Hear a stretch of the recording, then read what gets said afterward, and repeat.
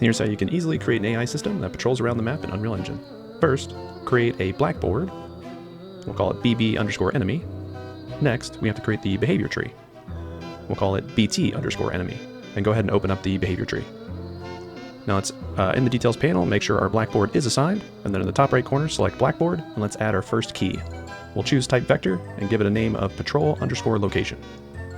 Then we'll head back to the behavior tree, and let's actually create our first composite node called the selector that we'll rename to trunk. From the trunk, we'll pull off and do our first sequence node that we'll rename to be our patrol branch.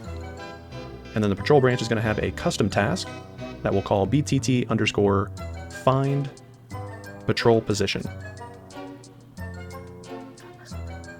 Now from our patrol branch, we will call our custom task, and then we'll move to a move to task.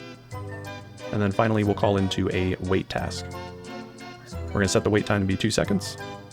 We'll set the move to use the blackboard key patrol location. And now we have to code our custom task. Let's use an override function called receive execute AI. We'll cast into our enemy pawn. In this case, it's BP_enemy.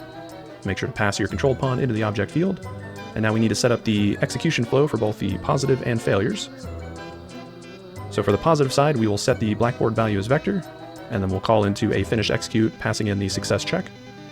And then off the controlled pawn, we can simply get the actor's location, pull that into a get random reachable point in a radius. The radius we'll use will be 5,000 units.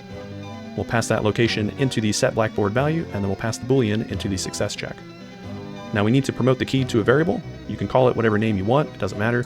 The important part here is that it's instance editable, so we can set the value in the actual behavior tree. In this case, we're going to set lock key to be our patrol location. This is how that key actually gets filled with a value. Now that we have that set, we need to edit our enemy's controller to actually use and start the behavior tree.